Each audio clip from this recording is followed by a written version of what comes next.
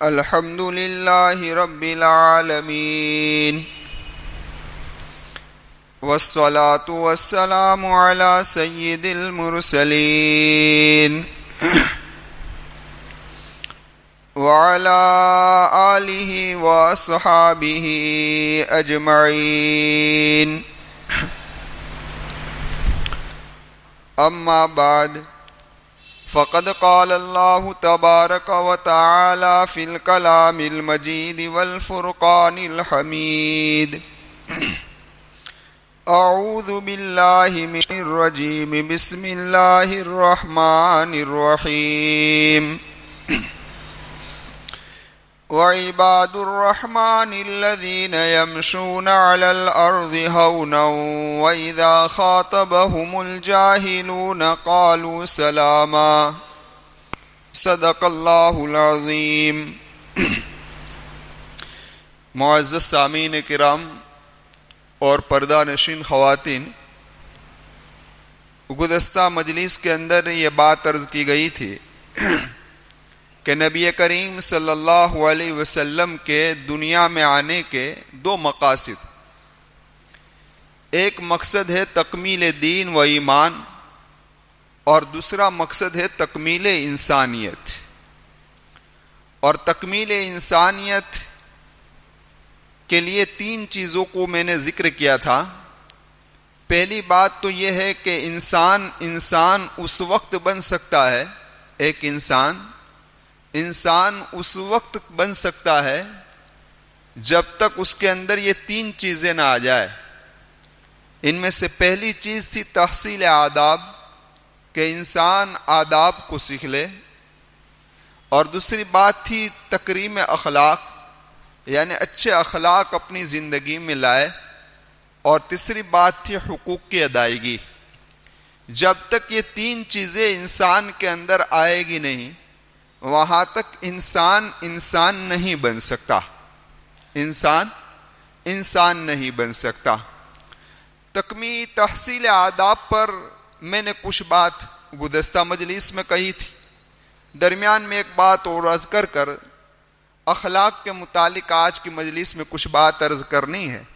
اللہ تبارک و تعالی بات کو قبول بھی کر لے، اور ہم تمام کو، خصوصاً مجھے بھی اور آپ تمام کو، اس پر عمل کرنے کی توفیق عطا فرمائے۔ آپ نے سنا ہے لقمان حکیم کا نام، خود قرآن کریم میں بھی ہے۔ میں نے دوران تفسیر یہ بات عرض کی تھی کہ وَسُنَنَ الَّذِينَ مِن قَبْلِكُمْ، کہ اللہ تبارک و تعالیٰ تمہاری رہنمائی کرتا ہے ان لوگوں کے بارے کہ جو تم سے پہلے گزرے ہیں۔ تو کہنے کا مقصد یہی ہے نا کہ قرآن میں اللہ تبارک و تعالیٰ نے جن انبیاؤں کا ذکر کیا ہے اور جن اولیاؤں کا ذکر کیا ہے، ان کے نقش قدم پر چلنے کی ہمیں دعوت دی ہے۔ اور میں نے عرض کیا تھا اس وقت بھی کہ قرآن کریم میں اللہ تبارک و تعالیٰ نے لقمان حکیم کا بھی ذکر کیا ہے۔ تو انہی لقمان حکیم سے کسی نے پوچھا تھا کہ آپ نے ادب کس سے سیکھا؟ آپ کی زندگی کے اندر اتنے آداب کیسے آ گئے کہ آپ کی پوری زندگی ادب و تہذیب کے ساتھ گزر رہی ہے؟ تو لقمان حکیم نے بڑا عجیب جواب دیا۔ حکیم ہی تھے آپ، معمولی شخصیت تو نہیں تھی۔ فرمایا کہ میں نے بے ادبوں سے ادب سیکھا۔ کس سے سیکھا؟ کہ جن لوگوں کے پاس ادب نہیں تھا، ایسے بے ادب لوگوں سے میں نے ادب سیکھا۔ تو لوگوں کو سمجھ میں نہیں آیا کہ کون سی بات ہے۔ آج آدمی کسی ادب سیکھنا چاہتا ہے تو کسی اللہ والے کی خدمت میں جاتا ہے، کسی عالم کے پاس جاتا ہے، نہ جانے کس کے پاس جاتا ہے، اور وہاں سے ادب سیکھتا ہے۔ اور آپ نے بے ادبوں سے ادب کیسے سیکھا؟ تو کہ اس بنا پر کہ جب کوئی بے ادب آدمی کوئی غلطی کرتا یا کوئی غلط کام کرتا یا کوئی بری بات کہتا یا اپنی زبان سے بے ادبی اور گستاخی کے کوئی لفظ نکالتا، تو میں اسی وقت اپنے دل کے مخاطب ہو کر یہ کہہ دیتا تھا کہ مجھے یہ نہیں کرنا ہے، مجھے یہ نہیں کرنا ہے۔ یعنی بے ادبوں کی شرارتوں کو دیکھ کر مجھے یہ نہیں کرنا ہے، اپنی ذات کو بچاتا رہا یہاں تک کہ میں خود کیا بن گیا؟ بادب بن گیا۔ تو میں عرض کر رہا تھا کہ جب کوئی آدمی کسی چیز کو لینا چاہتا ہے کہ مجھے اپنی زندگی میں اس چیز کو لینا ہے، تو اس کے لیے کوئی چیز رکاوٹ نہیں بنتی، وہ بے ادبوں سے بھی ادب سیکھ لیتا ہے۔ لیکن جب کوئی آدمی اپنی زندگی کے اندر کوئی چیز کو لانا نہیں چاہتا، تو وہ چاہے اللہ والوں کی ہی صحبت میں کیوں نہ بیٹھے، اسے کچھ آتا باتا نہیں۔ تو میری آپ سے گزارش ہے، میرے نفس کو بھی مخاطب بناتا ہوں اور کہہ رہا ہوں کہ ہم خود اپنی زندگی میں کچھ لانے کے لیے کوشش کریں۔ علم کے اسباب تو اس دنیا میں کچھ کم نہیں ہے۔ علم جس طریقے سے اس دنیا کے اندر پھیلا ہوا ہے، پہلے اتنا نہیں پھیلا تھا۔ آج جتنے ذرائع ہیں، یعنی کہ علم کو پہنچنے کے جتنے واسطے ہیں، اتنے ہیں کہ جس کا اندازہ آپ لگا سکتے ہیں نہیں ہوں۔ صرف علم کا آ جانا، علم کی معلومات کو لے لینا اور مقرروں سے تقریروں کو سن لینا، وہاں تک اپنی زندگی محدود رہی تو نہ میں کامیاب ہو سکتا ہوں نہ آپ کامیاب ہو سکتے ہو۔ جب تک زندگی کے اندر عمل نہ آئے، ایک عالم کتنی ہی صلاحیت کا حامل کیوں نہ ہو، لیکن اس کی زندگی کے اندر عمل نہیں ہے تو اس کا علم اس کو نجات نہیں دے سکتا۔ علم اس کے 12 کا عمل، علم کے ساتھ عمل کو بھی لائے۔ قرآن میں آپ دیکھیں، علم کے ساتھ عمل کو بھی لائے۔ جو کچھ آپ نے جانا ہے اپنی زندگی میں اس کو لانے کی کوشش کرو۔ تو میں عرض کر رہا تھا آپ سے کہ دیکھیے، انسان کو انسان بننے کے لیے ایک چیز ہے آداب کا سیکھنا، اور دوسری چیز ہے اپنی زندگی کے اندر اخلاق کو لانا۔ کیا ہے بھائی؟ اخلاق۔ اب دیکھیے، آداب کا تعلق ظاہر سے ہے۔ ظاہر مانا انسان کا ظاہری جو برتاؤ ہوتا ہے اس سے ہے۔ اخلاق کا تعلق باطن سے ہے، باطناً اندر، یعنی انسان کا دل کیسا ہے، اس دل کے اندر کیا کیا باتیں آ رہی ہے اور کن کن بری باتوں سے اس کا دل بچا ہوا ہے، یہ اخلاق ہے۔ یہ کیا ہے؟ اخلاق۔ اور یہ اصول اور ضابطہ ہے کہ جب تک انسان کا باطن نہیں بنتا، اندرون نہیں بنتا، وہاں تک انسان کا ظاہر نہیں بن سکتا۔ ظاہر نہیں بن سکتا۔ جس کے اخلاق جس قدر اچھے ہوں گے، اس کی زندگی کے اندر اتنے ہی آداب ٹپک رہے ہوں گے۔ یہ اصول ہے۔ اور اخلاق ایک ایسی چیز ہے کہ جس کی دعوت صرف اس مذہب اسلام ہی نے نہیں، بلکہ کافروں نے بھی دی، عیسائیوں نے بھی دی، اور نہ جانے برے لوگوں نے بھی اخلاق کی تعلیم دی۔ لیکن سب سے زیادہ اور سب سے بہتر اگر کسی نے اخلاق کی تعلیم دی ہے تو مذہب اسلام ہے۔ مذہب اسلام ہے۔ کس قدر دی؟ آپ ذرا دیکھیں، اسی فن کے اندر، اسلام کے اندر کئی کتابیں ملے گی۔ میرے آقا و مولا محمد رسول اللہ صلی اللہ علیہ وسلم کا صرف ایک جملہ دیکھیے، اکمل المؤمنین ایمانا و احسنہم خلقا۔ کتنا جامع جملہ ہے کہ وہ مومن کامل ایمان والا ہے جس کے اخلاق، پتا چلا اخلاق جس قدر جس کے عمدہ ہوں گے اس قدر اس کا ایمان عمدہ ہوگا۔ آدمی گرے ہوئے ہوں گے، اسی قدر اس کا ایمان گرا ہوا ہوگا۔ اس لیے مجھے بھی فکر کرنی چاہیے، ہم تمام کو کرنی چاہیے اپنے اخلاق کو سنوارنے کے لیے۔ اس لیے میں نے عرض کیا تھا نا ابھی، ایک ہے جاننا، ایک ہے زندگی میں لانا۔ یہ بہت ہی الگ، دونوں چیزیں الگ الگ ہے۔ آپ نے نام سنا ہوگا ابو علی سینا کا، بہت بڑا حکیم گزرا ایک زمانے میں، بہت ہی بڑا۔ ابو علی سینا کے بارے میں ایک بزرگ نے، اس زمانے کے بزرگ نے کہا تھا کہ ابو علی سینا اخلاق نہیں رکھتا۔ ایک جملہ کہا، کیا کہا؟ کہ ابو علی سینا اخلاق نہیں رکھتا، یہ لفظ جب ابو علی سینا کے پاس پہنچا تو ابو علی سینا نے کتاب لکھنی شروع کر دی اخلاق پر. زبردست اخلاق پر اتنی بڑی کتاب لکھ ڈالی جس کے اندر نہ اصول کو چھوڑا، نہ فروع کو چھوڑا، نہ اقسام کو چھوڑا، کسی کو نہیں چھوڑا. اخلاق ہی پر پوری کتاب مرتب کر کر ایک ہدیہ اس بزرگ کو بھی پہنچا دیا، اس بزرگ کو بھی پہنچا دیا. تو کسی نے اس اللہ والے سے کہا کہ آپ تو یہ کہتے تھے کہ ابو علی سینا اخلاق نہیں رکھتا، تو دیکھیے اخلاق پر کتنی بہترین کتاب لکھ ڈالی ہے ابو علی سینا نے. تو حضرت نے کیا کہا؟ میں نے کب کہا کہ ابو علی سینا اخلاق نہیں جانتا؟ میں یہ کہہ رہا ہوں کہ اخلاق نہیں رکھتا. اخلاق نہیں، جاننے والی بات نہیں ہے، جانتا ہے لیکن اس کی زندگی میں اخلاق نہیں ہے. تو جان لے، اور آدمی کا رہن سہن صحیح نہ ہو، آدمی کا لین دین صحیح نہ ہو، آدمی کے معاملات صحیح نہ ہو، آدمی کا میل ملاپ صحیح نہ ہو، جانتا سب کچھ ہے لیکن اس کے جسم سے یہ چیز ظاہر نہیں ہوتی، تو یہ جاننا اس کو کوئی نجات دے سکتا نہیں ہے. یہ جاننا مجھے بھی نہیں دے گا، نہ آپ کو دے گا، جہاں تک اپنی زندگی میں عمل نہیں. اس لیے آپ یہ دعا بھی مانگا کرے، اے اللہ ہمیں اپنے علم پر عمل کرنے کی توفیق عطا فرما. آپ سب عالم ہیں، ایسا نہیں کہ جس کے پاس سرٹیفکیٹ وہی عالم ہے. جو کچھ آپ جانتے ہیں اس کے وہ آپ عالم ہیں. اپنے علم پر جو کچھ ہم نے جانا ہے اس پر عمل کرنے کی توفیق عطا فرما. اللہ ہی سے مانگنا ہے، ہماری کچھ طاقت نہیں کہ ہم عمل کر سکیں گے.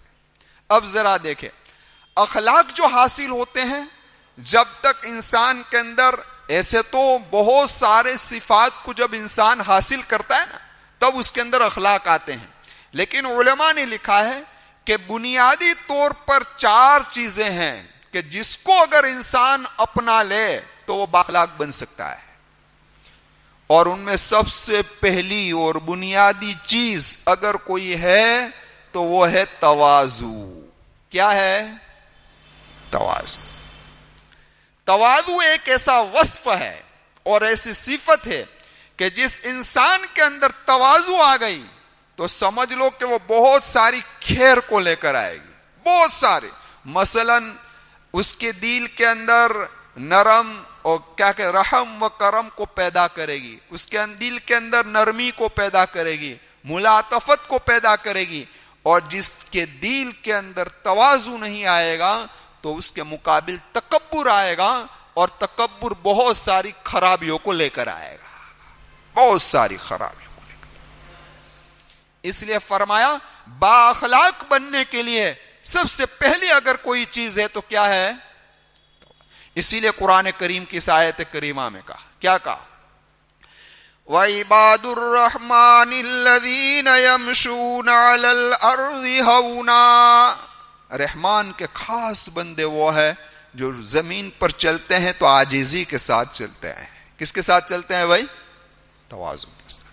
دیکھو رحمان کے بندے تو سب ہے، ابو جہل بھی رحمان ہی کا بندہ ہے، فرعون بھی رحمان ہی کا بندہ ہے. تو یہاں یہ کہ وعباد الرحمان، رحمان کے بندے، چوکھوٹ نہیں کی، لیکن پتہ چلتا ہے یہاں رحمان کے یہ عام بندے نہیں ہیں، رحمان کے وہ خاص بندے ہیں کہ جس سے اللہ بھی محبت کرتا ہے کہ وہ جب زمین پر چلتا ہے تو تواضع کے ساتھ چلتا ہے.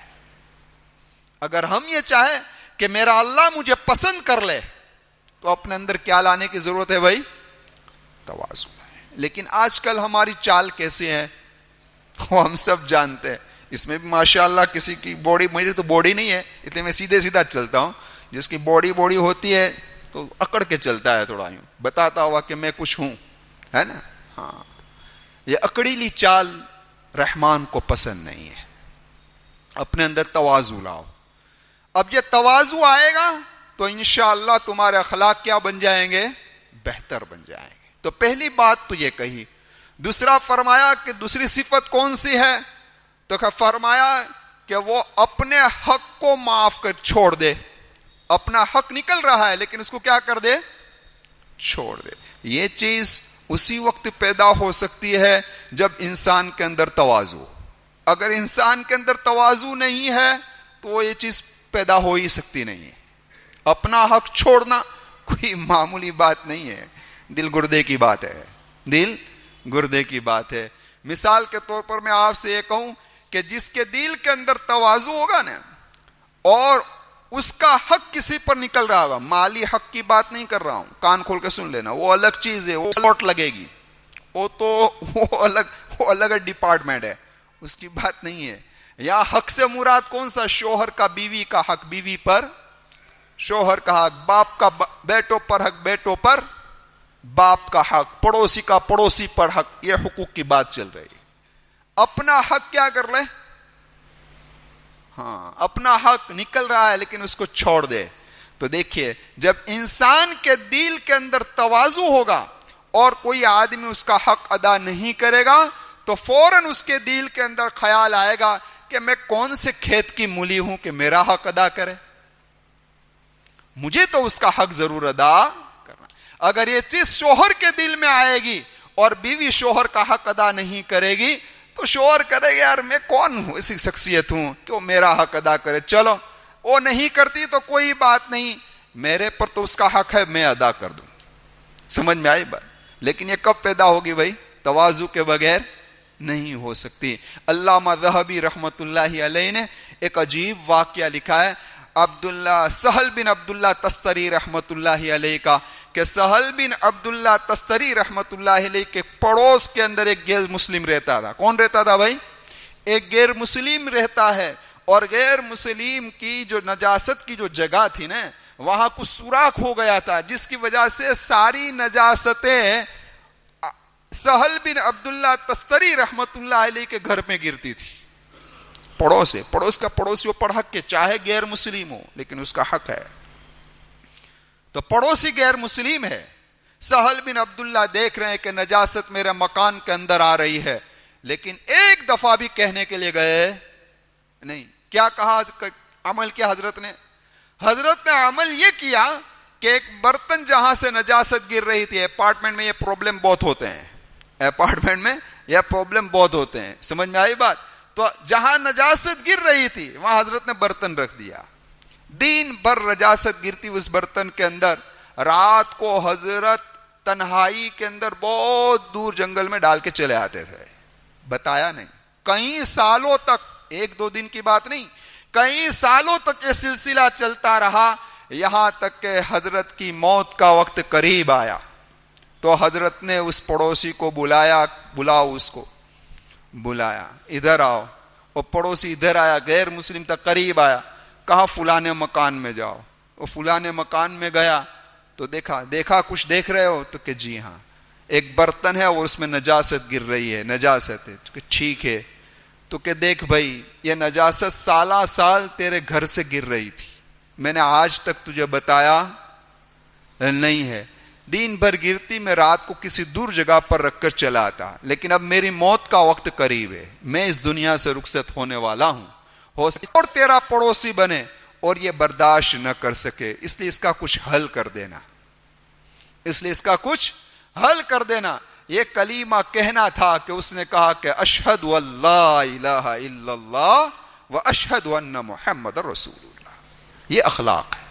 یہ کیا ہے؟ یہ اخلاق ہے. اپنا حق چھوڑ دے. جب آدمی اپنا حق چھوڑ دیتا ہے نا تو پھر دوسرے خود بخود مائل ہونے شروع ہو جاتے ہیں. یہ با اخلاق آدمی ہے، با اخلاق آدمی. اس لیے لوگ کہتے ہیں اسلام تلوار کے ذریعے سے پھیلا ہے. ہرگز نہیں. اسلام جو پھیلا ہے وہ محمد رسول اللہ کے اخلاق سے پھیلا ہے، صحابہ کے اخلاق سے پھیلا ہے. اور اخلاق جتنا دل پر وار کرتا ہے نا اتنا اور کوئی چیز وار نہیں کرتی. آپ نوٹ کر لینا. آپ کہیں اور تجربہ نہ کرے تو کہیں نہ کرے، صرف اپنے گھر پر کر لینا، صرف اپنے گھر پر اپنی بیوی کے سامنے کر لینا. دیکھو کتنا اثر ہوتا ہے. لیکن آپ یہ کہو کہ کوئی مشینری نہیں ہے کہ یہاں سے ڈالو اور یہاں سے نکل جائے. اس کو چلانا پڑے گا. اس اخلاق کو تھوڑا چلاتے رہو. دیکھو ایک وقت آئے گا کہ وہ خود بخود تمہاری طرف مائل ہو جائے گا. تو میں عرض یہ کر رہا تھا حق کو چھوڑنا.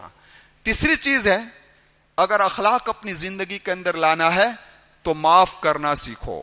کیا کرنا سیکھو؟ معاف کرنا سیکھو. اور اس سے بڑی تعلیم اور کیا ہو سکتی ہے کہ قرآن کریم نے خود کہا فاعفو واصفحوا, معاف کرو درگزر کرو. عجیب ہے یہ جملہ, جب میں نے کتاب میں پڑھا تو یہ حکم کس کو دیا جا رہا ہے؟ مسلمانوں کو دیا جا رہا ہے, محمد رسول اللہ کو دیا جا رہا ہے. کس کے بارے میں دیا جا رہا ہے؟ کافروں کے بارے میں دیا جا رہا ہے کہ ان کافروں کو معاف کر دو, ان کو درگزر کر دو. تو جو اللہ غیر مسلموں کو درگزر کرانا سکھاتا ہو, معاف کرانا سکھاتا ہو, تو کیا وہ بیوی کو معاف کرانا نہیں سکھاتا؟ کیا وہ شوہر کو معاف کرانا نہیں سکھاتا؟ کیا وہ اولاد کو اور ماں باپ کو, رشتہ داروں کو اور مسلمانوں کو معاف کرانا نہیں سکھاتا؟ کہا معاف کر دو. اس لیے میں نے کہا نا کہ جس کے دل کے اندر اچھے ادب ہو گئے نا, جب انسان بنتا ہے اور اس سے جب کوئی غلطی ہو جاتی ہے نا تو فوراً معافی مانگ لیتا ہے کہ معاف کرنا, میری غلطی, غصے میں تھا, میرے سے کلمہ نکل گیا. اور اس سے آگے قرآن کریم نے کیا کلمہ کہا؟ قرآن نے ایک جگہ پر کہا فَلْيَعْفُوا وَلْيَصْفَحُوا أَلَا تُحِبُّونَ أَن يَغْفِرَ اللَّهُ لَكُمْ. قرآن کہتا ہے معاف کر دو, درگزر کر دو, اللہ تبارک و تعالیٰ تمہارے گناہوں کو معاف کر دے گا. اس سے اونچی بات کیا ہو سکتی ہے کہ ہم دنیا والوں کو معاف کر دیں گے, اللہ میدان محشر میں ہمیں معاف فرما دے گا. لیکن یہ آسان, کہنا آسان ہے, کہنا آسان ہے, دل گردے کی بات ہوتی ہے, یہ سب ہمت سے کام لینا پڑتا ہے. اور ذرا دیکھیے یہ کلمہ کب کہا جا رہا ہے, یہ بھی ایک قرآن کی فصاحت و بلاغت کو دیکھیں, اور قرآن نے جو کلمہ کس موقع پر کہا ہے اس پر ذرا آپ غور کریں. یہ کب کہا گیا قرآن نے کہ فَلْيَعْفُوا وَلْيَصْفَحُوا أَلَا تُحِبُّونَ أَن يَغْفِرَ اللَّهُ لَكُمْ. یہ اللہ اس وقت کہہ رہا ہے جب ماں عائشہ صدیقہ رضی اللہ تعالی عنہا پر زنا کی تہمت لگ رہی ہے, اس وقت کہہ رہا ہے. ہاں, کس پر؟ یہ معمولی نہیں, نبی کی بیوی پر زنا کی تہمت لگ رہی ہے. منافقین نے تہمتیں لگائی ہے کہ نعوذ باللہ ماں عائشہ صدیقہ نے اپنا منہ کالا کیا. اس تہمت لگنے کے موقع پر اللہ مسلمانوں کو یہ کہہ رہا ہے معاف کر دو, چھوڑ دو. کیا کہو؟ درگزر کر دو. ابوبکر صدیق کو کہہ رہے ہیں اللہ کہ معاف کر دو ابوبکر, چھوڑ دو, کیونکہ اس میں 2-3 مسلمان بھی شریک ہو گئے تھے. دیکھیے ایسے موقع پر قرآن تعلیم دے رہا ہے تو مجھے اور آپ کو تو اور زیادہ اس کا اہتمام کرنے کی ضرورت ہے. چوتھی بات کیا ہے؟ چوتھی بات یہ ہے کہ کسی کو بھلائی پہنچاؤ. اب بھلائی 2 طریقے سے پہنچانی چاہیے. ایک ہے کہ اگر فلاں بندہ کسی مصیبت اور حالات میں ہے تو کوشش کرو اس کو مصیبت اور حالات اور تکلیف سے نکالنے کی, یہ بھی ہے تکلیف کو دور کرنا. اور دوسرا, کسی کو کوئی ضرورت ہے اور آپ اس کی ضرورت کو پورا کر سکتے ہیں تو آپ اپنی حیثیت کے مطابق اس کی ضرورت کو کیا کرو؟ پورا کرو. سمجھ میں آئی بات؟ یہ 4 باتیں ہوئی. اب ذرا اندازہ لگاؤ, پیارے آقا و مولا محمد رسول اللہ صلی اللہ علیہ وسلم نے فرمایا الایمان بضع و 70 شعبۃ, کہ ایمان کے کتنے 70 سے زیادہ شعبے ہیں. سمجھ میں آئی بات؟ فافضلها لا الہ الا اللہ وادناها اماطۃ الاذى عن الطریق. میرے محبوب نے فرمایا سب سے افضل لا الہ الا اللہ ہے, اور سب سے ادنا راستے میں تکلیف دینے والی چیز کو ہٹا دینا ہے. اب ذرا بتاؤ کہ افضل اور ادنا میں تطبیق کیا ہے؟ ذرا کہ جس جو یہ کہہ رہا ہو نا کہ میں لا الہ الا اللہ کا قائل ہوں, میں اللہ کی وحدانیت کا قائل ہوں, میرا ایمان ہے, میرا یقین ہے, وہ کسی کو تکلیف نہیں پہنچا سکتا, وہ کسی کو تکلیف نہیں پہنچا سکتا. تو آپ ذرا اندازہ لگاؤ, شریعت اسلام جب یہ تعلیم دے رہی ہو کہ راستے میں ایسی کوئی تکلیف دینے والی چیز ہو اور آپ کو لگ رہا ہو کہ اس سے لوگوں کو تکلیف ہوگی تو اس کو ہٹا دو. کھڈا ہے لیکن آپ کو پتا ہے کہ اس کھڈے کی بنا پر نہ جانے کئی گاڑیوں کو نقصان ہوگا, تو آپ کے پاس طاقت ہے اس کھڈے کو پور دو تاکہ لوگ تکلیف سے بچ جائے. تو جو شریعت ایسی چیز کو ہٹانے کی تعلیم دے رہی ہو تو اس سے تو اعلیٰ ہو سکتا ہے نا کہ ہماری ذات سے کسی کو تکلیف نہ پہنچے، ہماری ذات سے کسی کو تکلیف نہ پہنچے۔ تو میری آپ سے گزارش ہے کہ اگر ہم یہ چاہ رہے ہوں کہ میرے اخلاق اچھے ہو تو ہمیں ان 4 چیزوں کو اپنی زندگی میں لانا پڑے گا۔ اللہ مجھے بھی توفیق دے، آپ تمام کو توفیق دے۔ اور اگر ہم یہ چاہ رہے ہو کہ ہم انسان بن جائے تو 3 چیزیں ہماری زندگی میں آئے گی۔ ایک پہلی چیز کیا ہے بھائی؟ تحصیل آداب، آداب اپنی زندگی کے اندر لاؤ، اخلاق کو سنوارو اور دوسرے کے حقوق کو ادا کرو۔ اللہ تبارک و تعالی سب سے پہلے دعا کرتا ہوں مجھے بھی توفیق عطا فرمائے، آپ تمام کو توفیق عطا فرمائے، آمین۔ وآخر دعوانا ان الحمدللہ رب العالمین۔ ایک دعا اعلان ہے، سن لیں۔